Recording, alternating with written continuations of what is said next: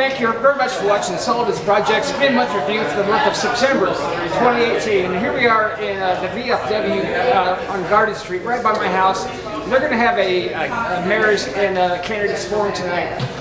Here is our current mayor of Sierra Vista. His name is Rick Mueller, Frederick J. right? Frederick William Mueller. He's been here for a long time. He's a great guy, so he's going to be in this debate tonight as well. So looking forward to seeing him and Craig over there spar. It's going to be good.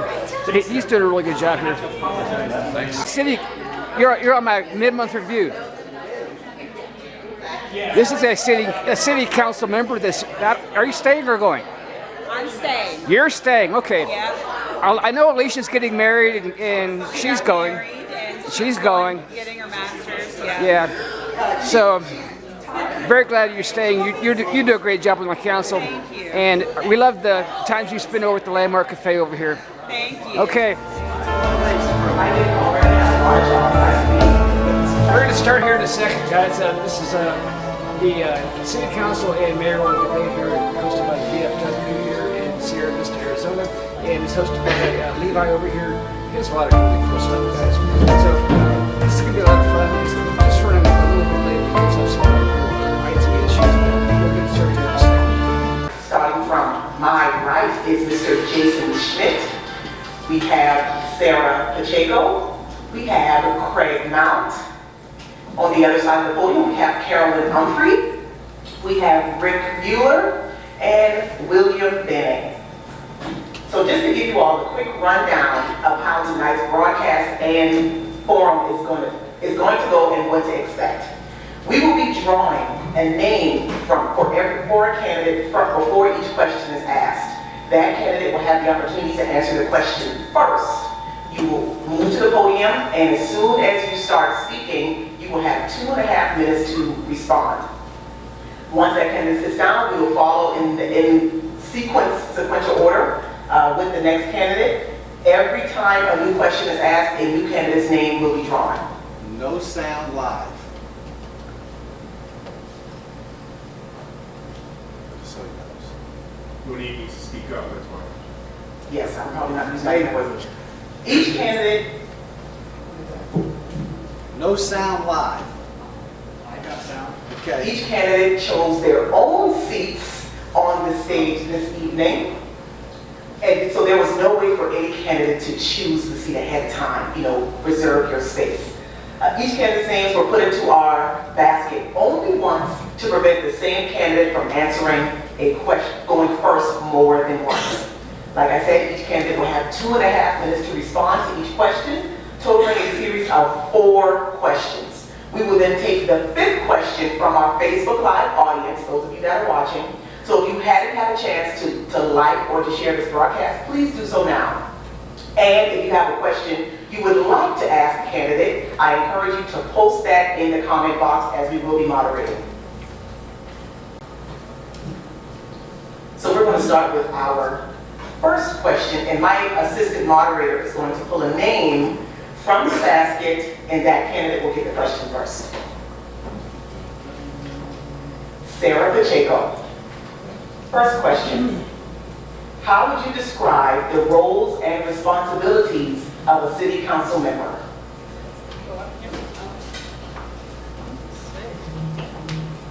Okay. Is this one on? Hello? Okay. Okay. How would I describe the roles of a city council member? First and foremost, we are your voice at City Hall. We are your voice to your city government. We provide oversight of the management of the city and oversight as your representative to city leaders and city employees and paid staff, so that they are running our city and governing our city in accordance with the wishes and the desires of our representatives of our city citizens. I also see part of an important role for city council members is as an advocate for you. Again, part of being your voice is being your advocate, not just to city staff at City Hall, but also on higher levels to your representatives This is something that I shared before, and I'll share again, is that being on city council gives you a big microphone, right? It gives you a microphone where we can bring up those issues that are important to our citizens, and bring up the issues to not just to city government, but also higher levels of government and federal agencies or state agencies, wherever it may be. They need to know, be consistently reminded of the specific impact in our hometown of the decisions and the rulings that they make. So, that's all I got. Thank you, Sarah. Next, Carolyn Humphrey.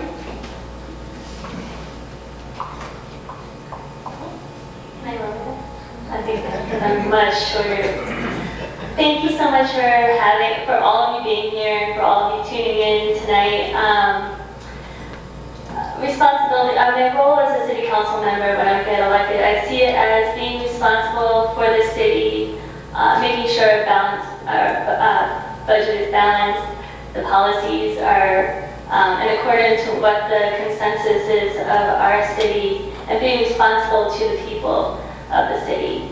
Also, I see it as being an advocate for us at the state legislature, since so often that has become an issue, making sure we have money to pave our roads, we get our fair share to take care of our city, and also making sure that as your city council person, I'm an ambassador when I'm outside, when I'm in and around the city, and when I'm outside of Sierra Vista, I'm also representing Sierra Vista in a positive way that would reflect well on all of us.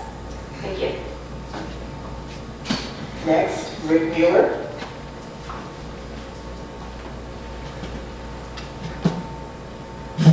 You're not gonna restate the question every time, and just make sure you get that right. I'll restate. Well, I don't need it, but I just want to make sure I'm not going ahead. First, I want to thank everybody for being here tonight, and I appreciate the Sierra Vista News Network for being here as well to host this forum. I know I don't need to tell you folks that today is registered vote day, because you've probably already done that, so please share that with your friends. Basically, I will tell you that I agree with what Sarah said, and I'll just add a couple of things. As a council member, one of your most key missions is to listen. Listen to the community, listen to the other council members, having an open mind and being able to discuss the issues. As mayor, there's a little bit of a different role. One of the things as mayor you do is you essentially ensure that the council functions properly so they get the work done. Part of that is making sure that we can have open and honest discussions in the council, and the other is to make sure that the items presented by the staff who have done the homework to present the items have actually considered all the options that are reasonable and allow discussion to take place at the city council meeting. So actually the mayor is responsible to the council to make sure that the council functions appropriately and gets the work done for the people. Thank you. Next, we'll have William Benning. Would you like me to go through the questions, sir? No, ma'am, I'm good. Since the mayor stole my line. Good evening. Good evening, how we doing? What is it, just me with the room? Thanks for coming out. VFW, our home. I'm here every Friday night. I love this place. Love what it means, what it does. Like the mayor said before me by 2 minutes, our job is to listen. I give you a textbook answer. Our job is to pass laws and arbitrate. Textbook answer. But there's so much more to it because people expect so much more from us. I was walking streets the other night, and I'll give an example of listening. And I knocked on one door, and this young lady, she must have been mid-80s, invited me in her house. So I walked in her house. She was living there alone. She asked me to sit on the couch and talk. So I sat on the couch, and I give 15, 20 minutes. I'll say hi, tell her who I am, ask her to vote for me, and I'll be on to the next house. Young lady excused herself. She went to her kitchen. She brought me an iced tea. A true iced tea, like a Sullivan drinks with sweet in it.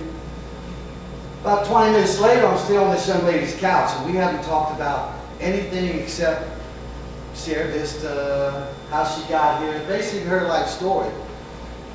And to see her eyes and her smile was all that mattered at that point. So I spent about an hour and a half with this young lady. She made me some food. I was tried to. I wouldn't take any because I'd already eaten, plus I figured it'd be another hour. But all she wanted to do was sit and talk and have someone listen to her. Not tell her what we need, tell her what we're going to do, but listen to this one piece of this big puzzle we call a community. That's what we do.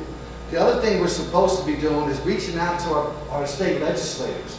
When Drew Jones was still in office, I was working with him on royal bills, the things that help us. Right now we have no apprenticeship programs. You've seen in the paper we had the first one start. Well, I've been trying to get an apprenticeship program for my industry, which is the hair industry, for about a year and a half now. November 2nd, Doug Ducey signed SB 1399 into law. And that's from people reaching out, asking them, this is what we need. The closest school, so everyone knows, is an hour and 45 minutes away. So advocate, yes, just being what the people want us to be. Anybody can sit and make a policy, anybody can sit and arbitrate between and gather information and make a decision. It takes character and it takes ingenuity to sit down in someone's house for an hour and a half and just listen, but then take action with what they say. Thank you very much. Rick Mueller. What do you hope to achieve as mayor? What direction do you hope to take our city in? Well, as I've said for the last 8 years, we need to make sure that we're a city where people want to come and they can grow, raise a family, and be productive. There's a lot of components to be able to do that. We have a vision that has been voted on by the voters in the Vista 2030 plan that lays that out in detail. It's the responsibility of council every 2 years through their strategic plan to determine which items have priority, so that in addition to the regular things we do on a regular basis, the police, the fire, the sewer, road repair, etc., we can continue to progress and make Sierra Vista a better community. A couple of the areas that I'm particularly interested in, and as you've seen in the past years that needs to continue, is economic development. And granted, we had some fits and starts initially, but now we have a team that appears to be going the right direction, and we need to continue that. We have issues with water that we're going to need to address. We recently had a positive court ruling from the from the state Supreme Court on tribute, and we will be starting, I'm sure, shortly, a planning process to build those neighborhoods. That's something else. The transportation, we just had a briefing yesterday on transportation. We have issues with the cost of running the local transit system. Those need to continue to be worked on. The BRAC is pretty much a non-starter at this time, and that's something that's always on the horizon that we need to be aware of. We basically killed sequestration, even though it hasn't been completely eliminated from the legislation. Again, that's another killer for the post. We started the consolidated dispatch with the county. That was something we've been trying to do for about 15 years, and the Monument Fire indicated to us that needed to be done so we can do that more effectively. And those are only some of the things that are coming up that we need to work on, and I've had experience in all those, and I believe I'm uniquely qualified to provide leadership on those issues. Thank you. Internet went down, it should be back up in a second. I just don't want to cut into your response. Okay. Are we all good? We're good? All right, we're back with Sarah Pacheco. I'll repeat the question for you. Yes. What do you hope to achieve as a city council member? What direction do you hope to take our city in? So several of the things that are important to me have been mentioned by others, but I'll go over and echo the importance of economic development. For start, we have as a city and as a county been in a recession, and it hit us pretty hard, and it's lasted quite a long time. And I echo the efforts of, I think we have a great team put together with economic development, and some of their ideas that have come forward are wonderful, and I support them. In particular, I look forward and hope to see our city capitalizing more on our proximity to Mexico. For economic development purposes, and create an environment that encourages developing not only that proximity, that relationship with Mexico, and increasing that, using that Mexico, that relationship, but also fostering development for businesses to come here. We hosted very successfully the Sonora Fest here in Sierra Vista in June, and there were so many businesses that came up and brought their goods here and sold them here at the mall, and they found such success. The mall said it was a record-breaking weekend for sales for them. I'm really excited that we're hosting that again, but it was one example of how we as a city can capitalize. We're right here on the border, and we can, we're not exactly a border town, but we are in the border region, and we can be capitalizing on that more. And I'd love to see us do that. I do want to see us build a strong, healthy community. That's really important to me. Part of the, recently we've had a few health assessments done by the county level, the city level, by different health entities, identifying some issues in our city, prevalence of domestic violence being one of them, substance abuse and mental health being listed as a top concern or health concern for the city repeatedly over many, many years, and also a rising homeless population. And those are public health issues that I would love to see our city take a lead in addressing and check it out with me, something like that, something positive, and to reflect back on it that way. I want other people in Arizona to look at our community that way. And a way we can do that is by marketing ourselves outside of Sierra Vista.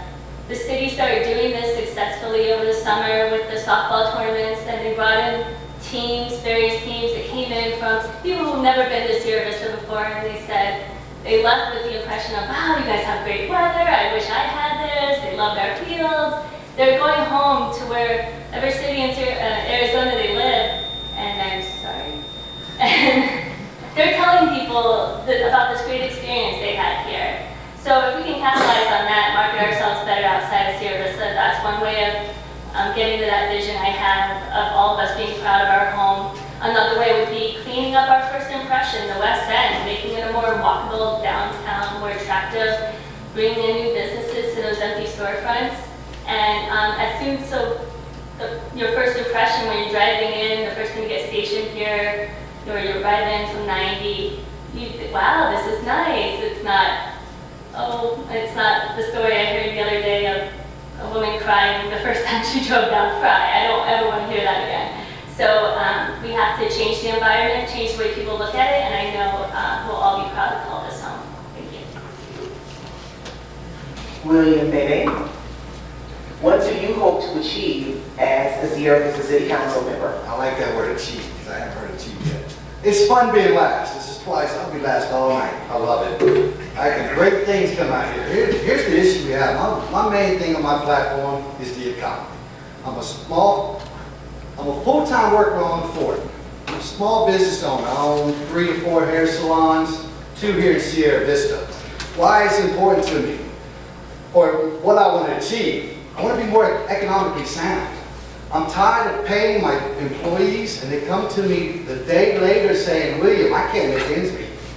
Is there something we can do because it costs too much, or this costs too much, or I can't get things done? So we have to be economically sound. When we are, guess what? Cost of living goes down.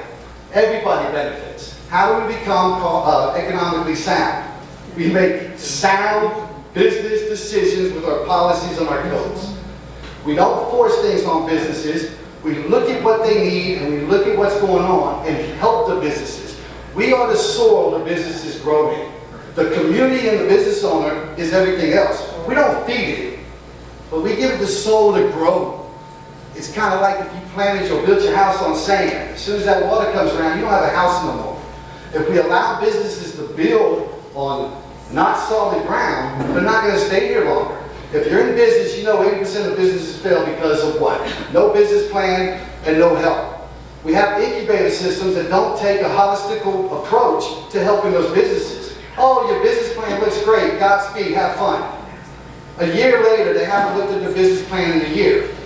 So where's that person and where's those people going back in saying, hey, update your business plan, the market's changed. Why is the market changed? Because that's what we're going to do when you say vision. That's what we're going to do. We're going to make sure codes don't put burdens on businesses when they try to open. You want to bring tech here, you want to bring cyber here. U of A has a great cyber program. Cochise College also. I sat down with J.D. Rottweiler, who wants to do things I want to do. I want to bring a baseball team here. I want to bring a soccer team here. Active college. But J.D., who needs the politics behind him, isn't going to do that. He's going to follow suit. He needs us, as the city council and the mayor, and the city going forward pushing these types of things. People ask how we can lower our medical problems. Let's advocate a healthy lifestyle. By doing that, we're going to change and we're going to achieve things we need to achieve, like a healthy economy. Carolyn? Don't I get to go next? No, we want to order. Next. Well, you did it the other way. You did it the other way. Last question, you put right after Well, me. you know what, Mr. Mayor? Yes, you go next. Yes. Okay. Would you consider the west end of Sierra Vista to be thriving and successful? If not, what will you do as mayor to fix this? While there are individual businesses that are thriving successful, as a whole, the answer is no. One of the things that I've been involved with for a number of years is a number of projects to try to improve the West End. Most of them have failed because of lack of funding, lack of interest, lack of working together with the community. I will give Mr. Mount credit for bringing back something that had been discussed before, which is creating a district that we had to call, unfortunately, by state law, slum and blight. And that, of course, caused some furor, resulted in the meeting that we had over here at the tavern downtown. And the results going into that meeting was either we were going to do it, we were not going to do it, or we were going to come up with a group of the willing property owners who were willing to address that. Fortunately, our staff did a great job of identifying a number of property owners in this area, and we eventually got that established, and we came up with the $50,000 to move it. I support Mr. Mount, as he said, in that particular effort, and I'm glad we did it. But that's only one of the things we need to do. We've had a number of plans in the past. For lack of funding, they haven't happened. We need to continue to work on the West End. We need to increase police patrol and services to the West End. We need to look very much forward to actually having money to improve the walkability and safety within the West End, to make it attractive so that businesses in the West End can all thrive, not just one or two. We did a survey through the Community Development Department, and we found out that overall in the city, we only have 8% of businesses that need to be open, that are empty, and that's below the state average. The problem is over 50% of those are in the West End, and that justifies the money that we need to spend to bring back the West End. Thank you.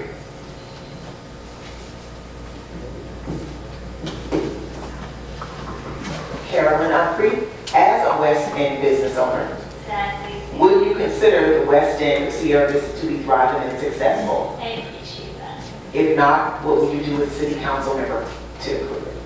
Well, I'm very supportive of the revitalizing and redevelopment of the West End because, like I said in a previous answer, I think changing that environment is going to do us a world of good, not just help the West End be better, it's going to help all of Sierra Vista because we're only as strong as, as every neighborhood, it all works together. I know part of that is a concern about narrowing the lanes. And I think when it says narrowing lanes, we don't have to give up all 5 lanes. I know we can explore taking a little bit from each side because those lanes are bigger than the standard right now anyway.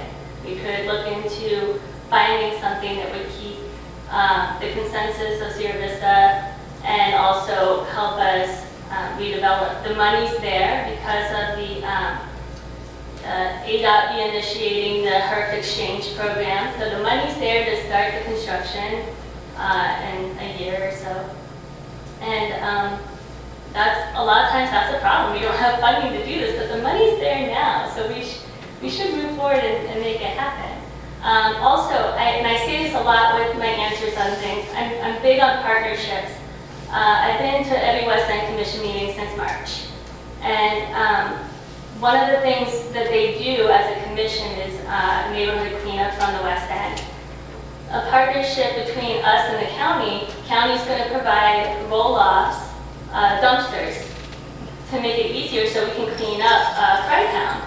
And that's huge because the old way was using our trucks and getting volunteers to come out and making runs and we've turned in tons and tons of garbage already. I participate in those cleanups. That's going to make a huge difference for us working with the county to get the area cleaned up. And I think the redevelopment will bring in the businesses, and that's going to help it thrive. I know there are very successful businesses there now, but the West End entirely isn't thriving, but it can be. And so I want to see it go in that direction. Thank you. William Bay, I'm learning. would you consider the West End to be thriving and successful? If not, what will you do as a city council member to fix this? I think it's a hard question to answer, in all honesty. I think we have investors that want to go down to the West End, and we have them going down now. Earlier this year, or end of last year in December, I was able to move the Arizona Community Foundation down to the West End into Landmark Plaza. The director reached out to me. We were communicating, doing some other projects, and she wanted to move her location. So the first place I thought of was the West End. I explained to her the benefits, not only on her, but the city. For those that don't know, the Arizona Community Foundation brings a lot of money into Arizona, but even more money into Sierra Vista, which is amazing. But she has high-end clients that come visit her.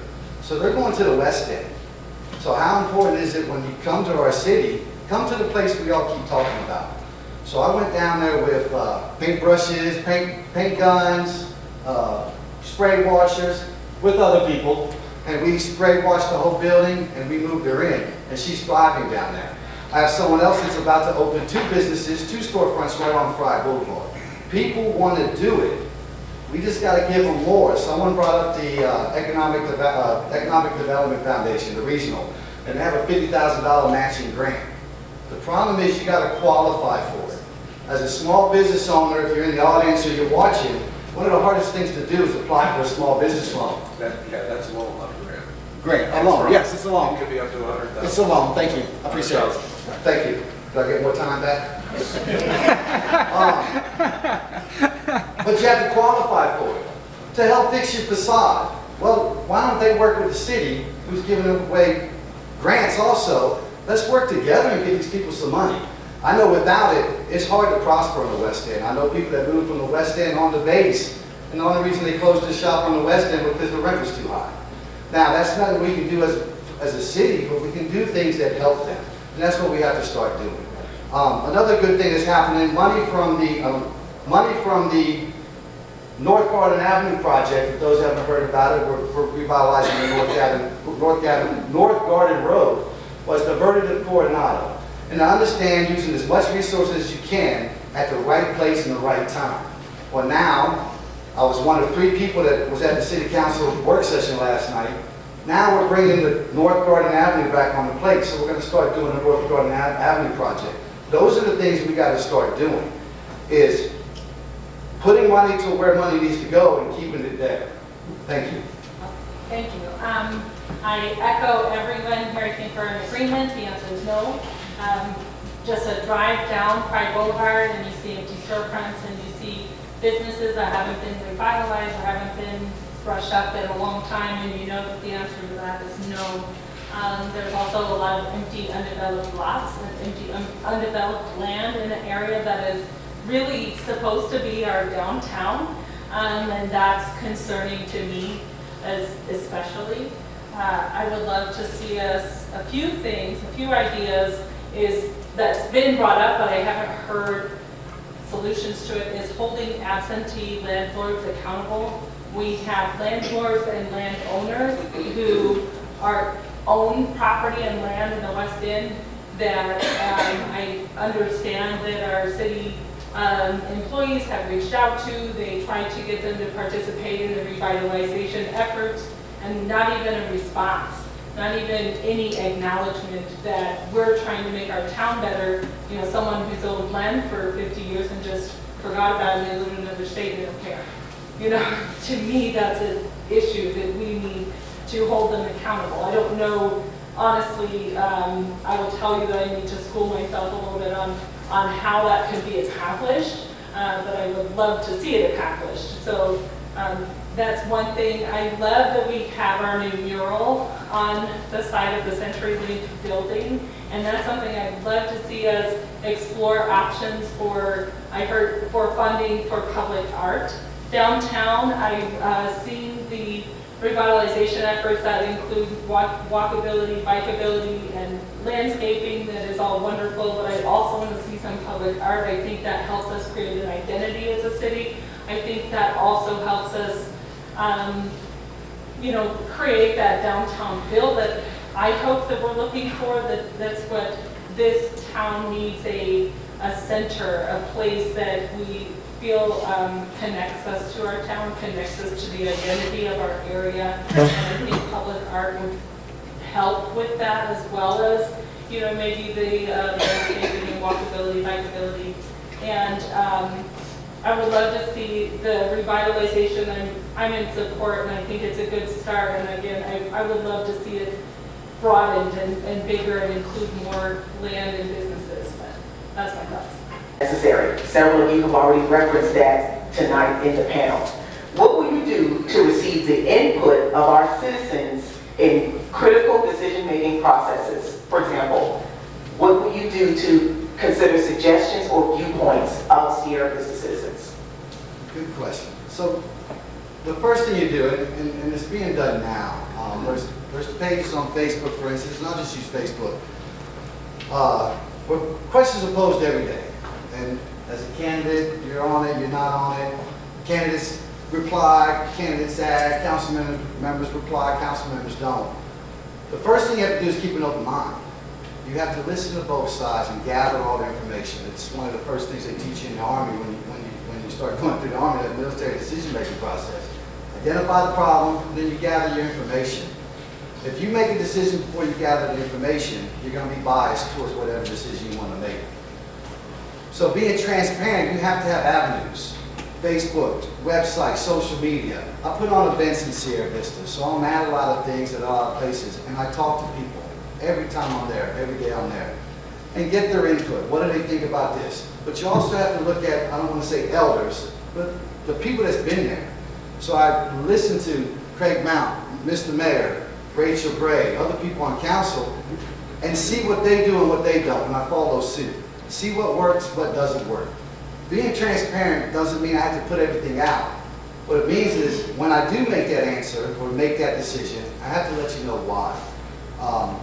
I remember a council meeting I went to, and it was a good topic being discussed. And one of the council members voted no to doing something. And another council member asked them why. That's the biggest thing we owe everybody, is why I'm voting this way, or why I'm making this decision. It doesn't matter if you agree with me or don't agree with me. It doesn't matter if I stand up here and you think I'm a salesman. I know what I'm talking about in business, and I know what I'm talking about in government. What matters, though, is why I'm doing something. What convinced me, or what made me make that decision for the whole, not one group. Economics is about the whole, making the decision will last a lifetime for the whole and not for one group or one individual. And that's what I like to do. You can ask me anything, I'm an open book. So that's what transparent is. Thank you. What will you do to receive the input of our citizens in critical decision-making processes? Okay, thank you. Well, I want to try to make myself as accessible as I can to everyone. So I have a Facebook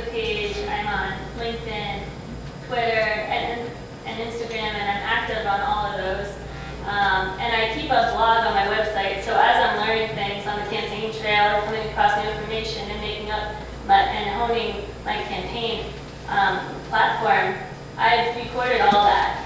And I'm not just, it started as for myself offline, just writing down helps me remember things, but also to share with everyone where my thought process is. I intend to keep doing that when I'm elected so that you know why I feel a certain way on an issue, why I'm voting the way I'm voting.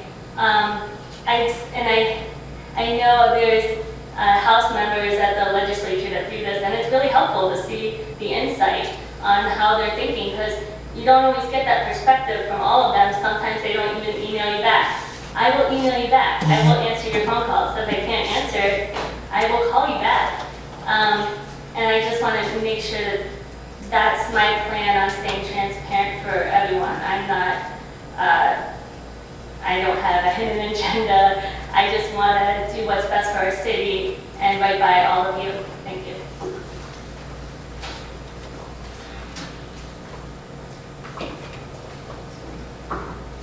Rick Mueller, in the spirit of transparent government, what will you do to receive the input of our citizens in critical decision-making processes? Thank you. I think that's a great question. I think people have seen already, as for 10 years on council and 8 years as mayor, that I am out in the community. I'm open and accessible. I talk to people. We discuss issues every place I go. I am willing to take time to sit down and discuss and in detail go through any decision I make. I also, as mayor, have sat down with council members to make sure that we both understand each other's positions as well. That's part of transparency, and that's the kind of personal transparency that the previous two speakers talked about. And I pretty much agree with everything William Benning said, so I'm not going to repeat all that.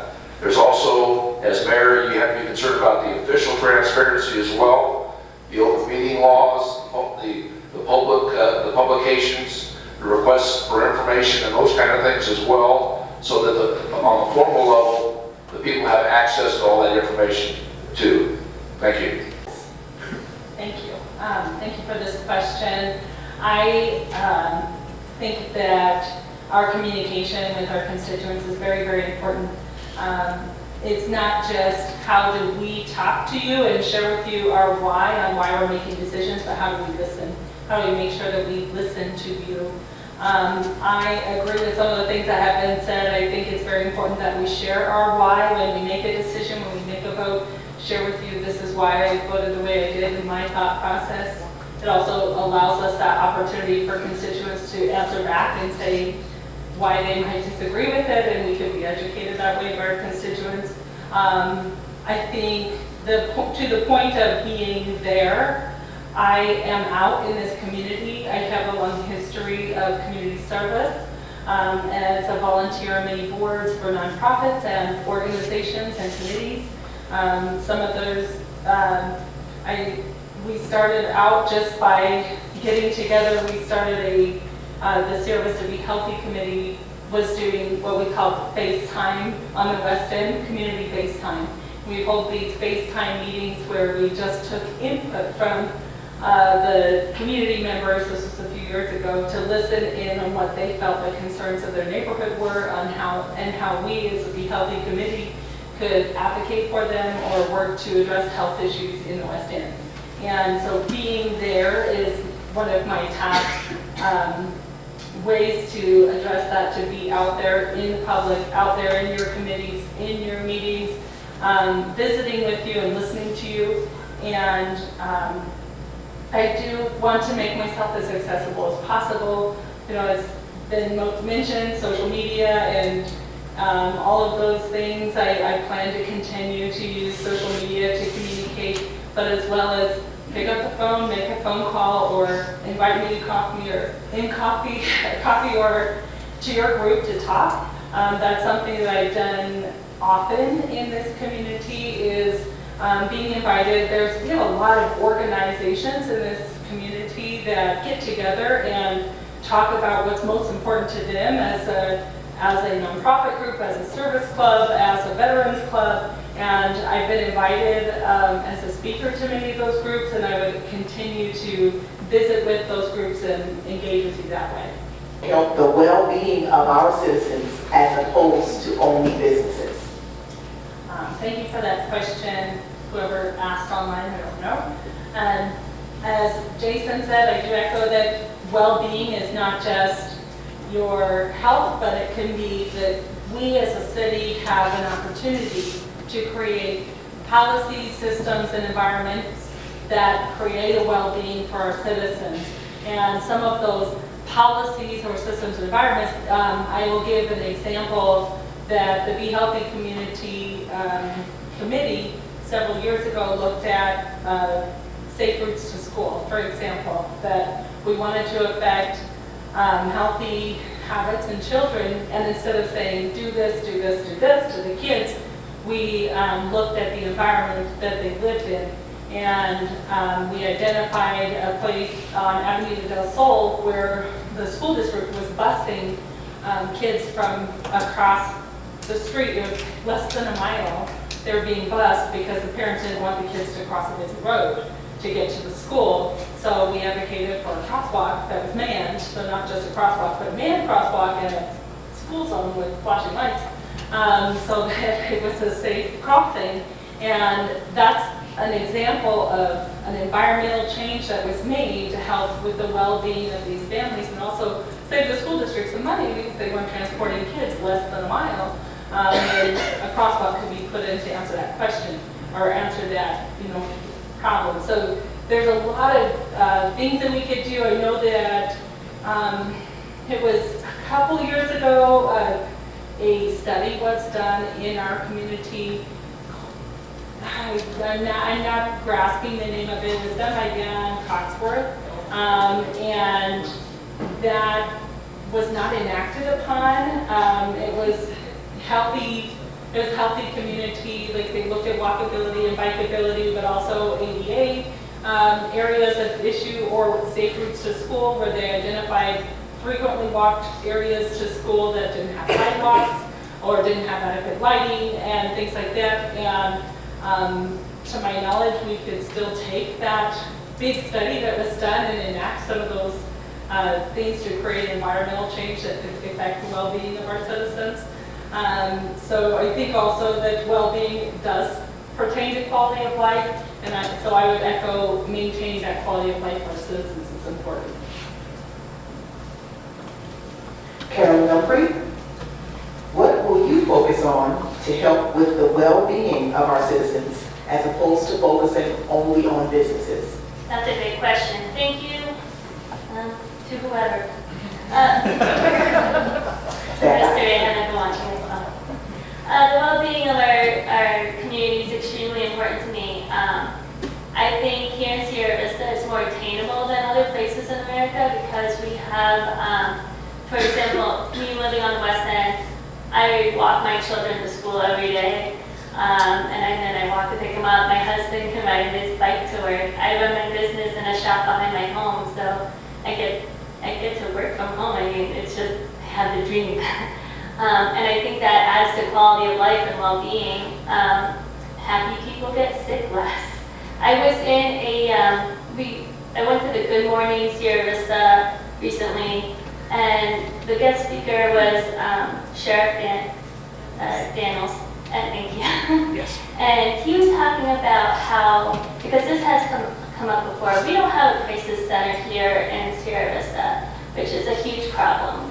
And so what happens is our firefighters and our EMS and our police officers end up dealing with things that should go to a center like that.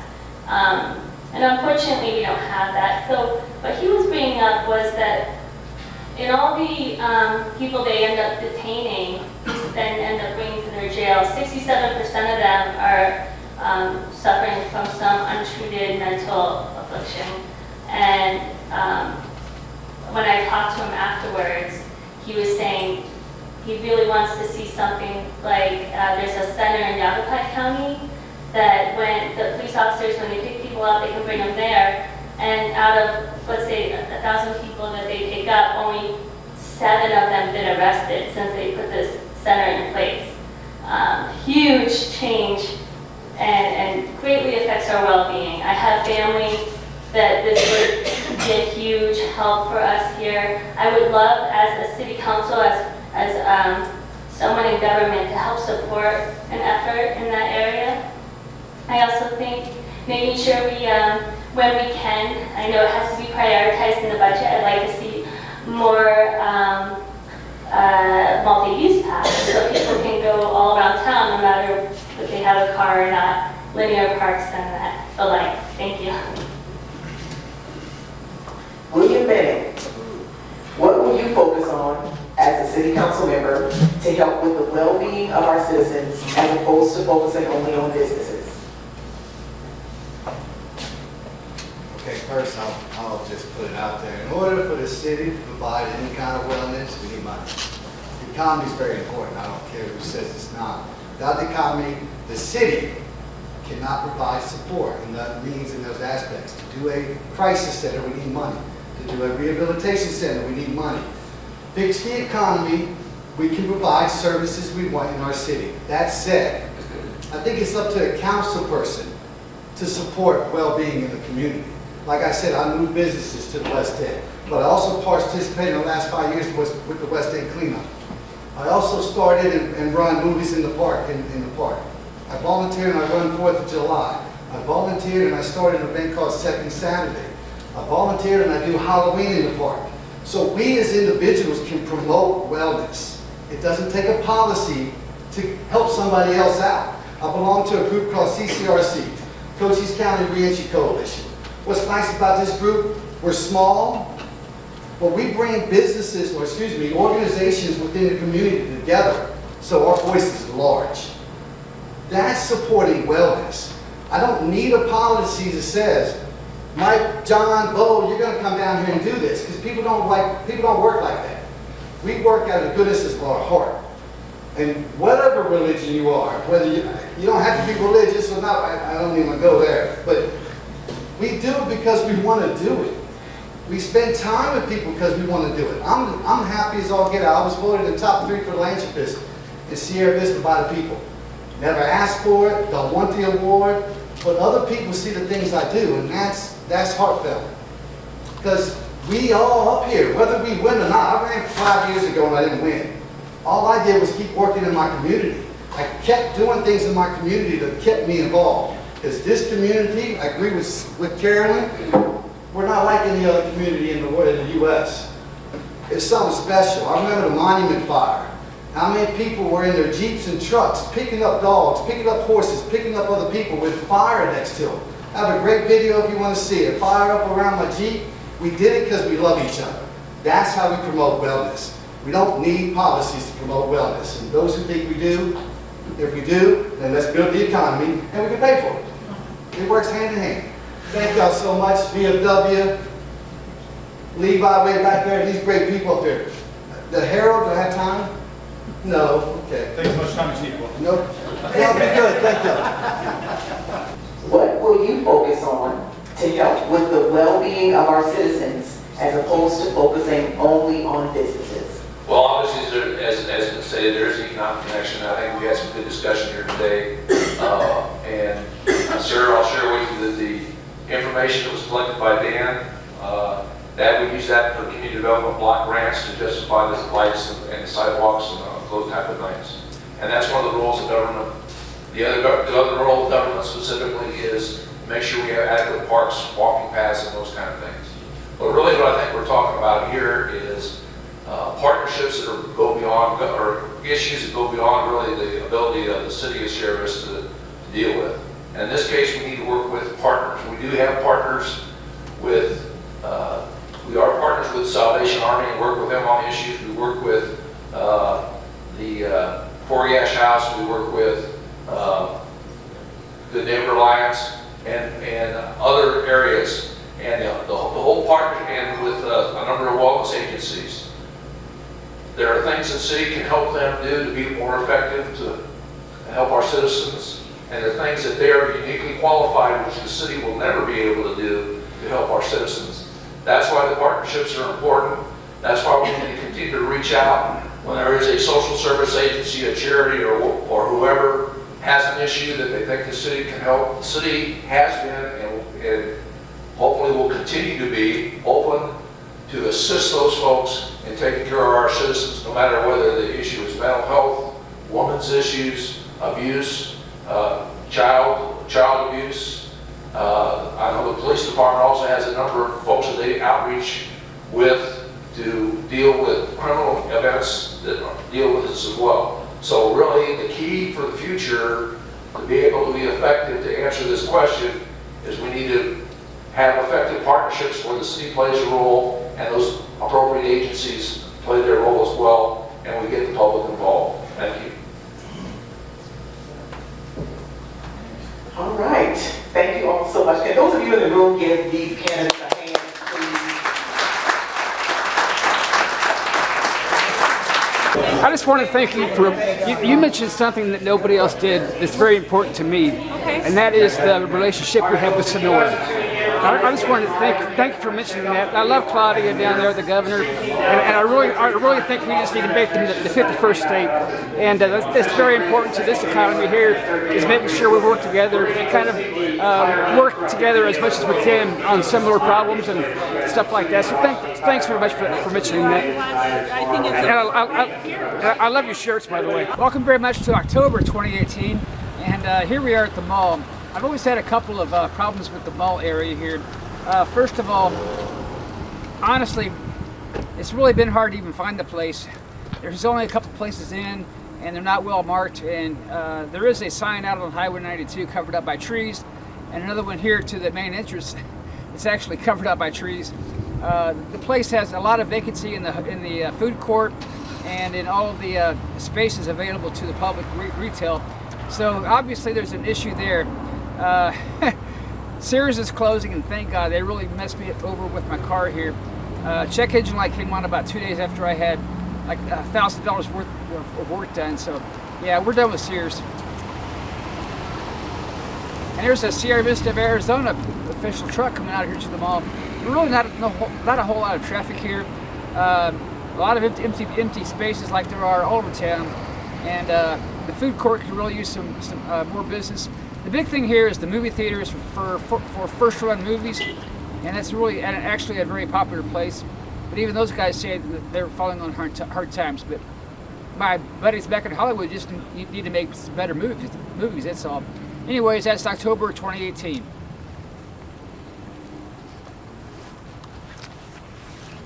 Well, hi guys. Welcome very much to the Sullivan's Project's mid-month review for the month of October 2018, and we've had a lot of rain last couple of days, and now it's kind of cold, so it's finally sweater weather here down here in southern Arizona.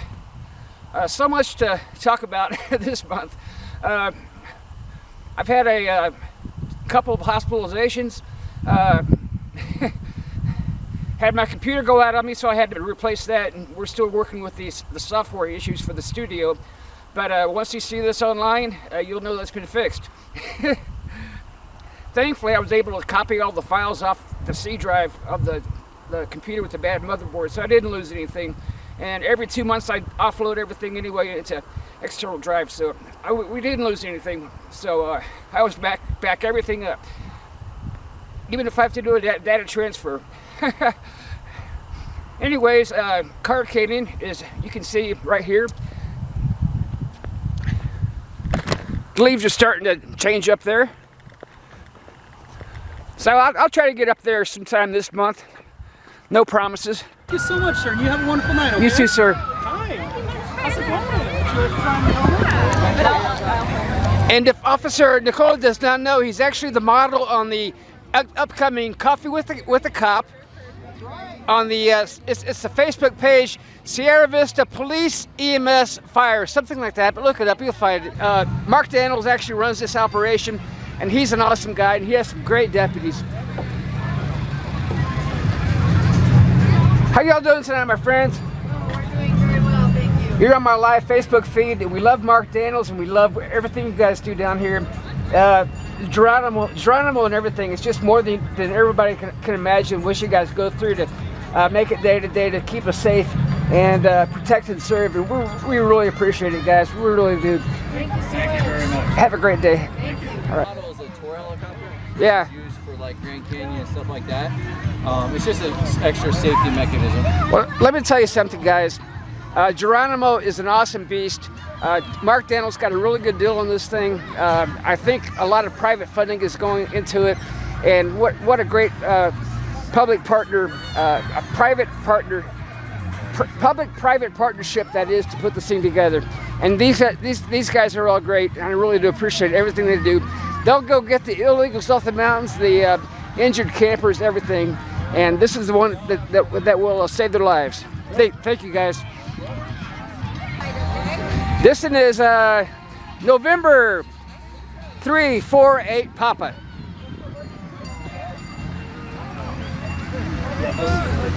You'll see this guy. Sometimes you'll see Lifeline. It's a red helicopter. And this guy's actually based out of the Sierra Vista Airport, right there on the eastern end of that. It's a really great job these guys do. I really appreciate all these guys do out here. How you doing?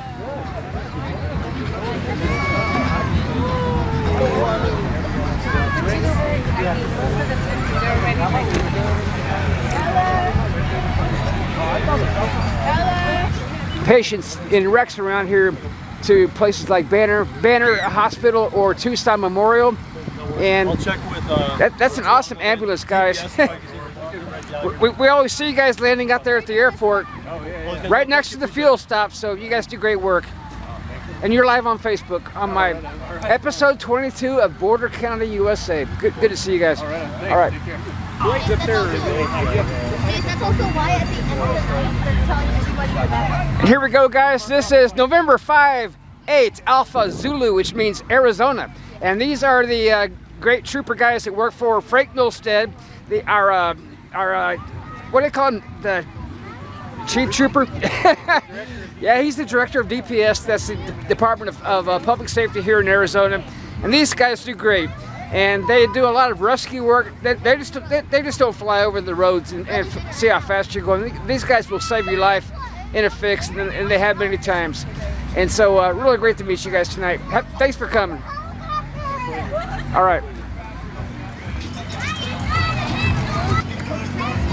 And they also work for Colonel Milstead from Arizona DPS, and they do great work down here.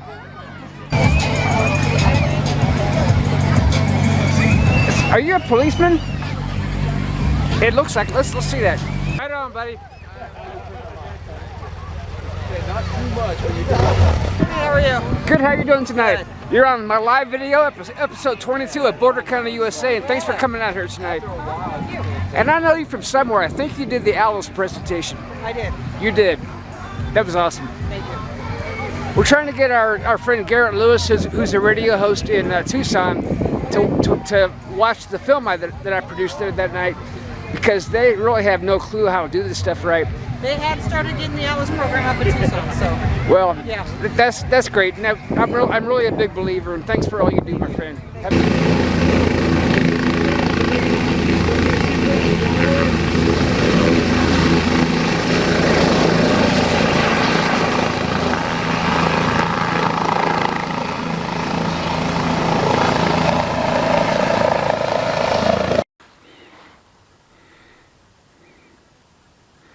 And welcome very much to November 2018. And by the time you see this, all of this will be closed off. Last week on the television show, we actually went to the top and looked down on this. Not going that far today. I just love it up here on Car Canyon, though. By far, it's the most talked about, if not the most visited place in all of 2018, 2017, and 2016. Just love it up here. And I keep asking the city and the county to get together with the Coronado National Forest, who runs this place, to try to integrate tourism into one seamless, lovable package. Because like I said, what's Clearwater Beach without the beach? You can't just feature Clearwater. It's kind of a rundown town. You can't feature Aspen without the ski slopes.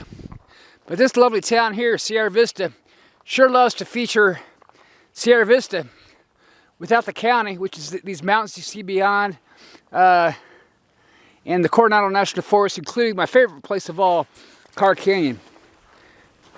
My lovely Sierra Vista is right down there, shaped like an hourglass. I actually live up there in that area up there.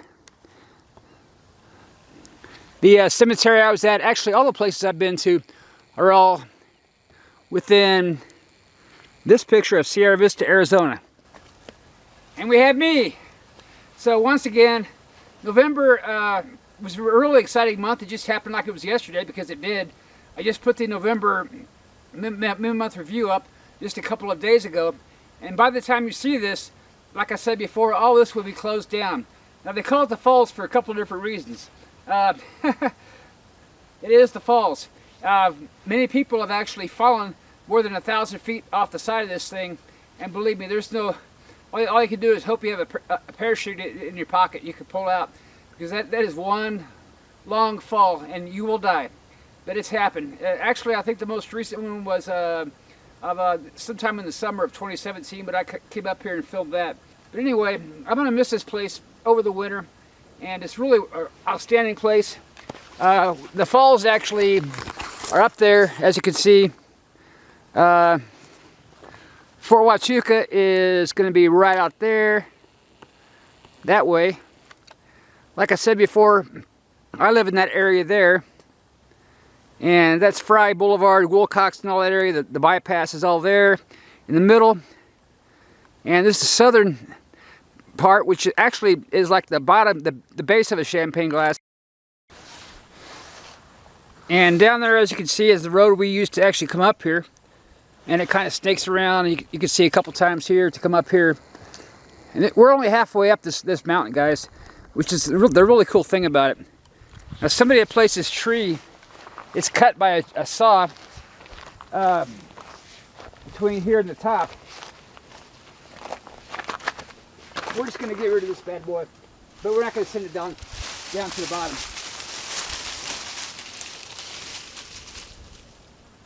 Just off the ledge here. It's kind of dangerous trying to walk over that thing. Once again, can't get enough of Sierra Vista, Arizona. They really can't get enough of Carr Canyon. You saw this place in the background from all the shots down there. And let's move on to Hunter Canyon, where we filmed the entirety of the Year in Review 2018 or 2017. And we'll finish where we started. Just to give you a clue, it's back there on State Road 92, which we turned on to come up here. Come around here past Palominas, I think. No, past Hereford. And on the way to Palominas, you'll see the road converge. There's no sign from the highway, but just take a right, the first right you see. When the road converges, you'll be out Hunter Canyon. And I filmed a lot there too. Not that much this year, but it forks off to the right, and then it dead ends at a nice place to film. And it forks off to the left, which is where I'm going, which is also a nice place to go to. And in this shot here, from coming down from Carr Canyon, you can see Douglas way out there in the background in the center. Bisbee would be about right there. Palominas, Hereford, all that's here. And here we're going to see Sierra Vista.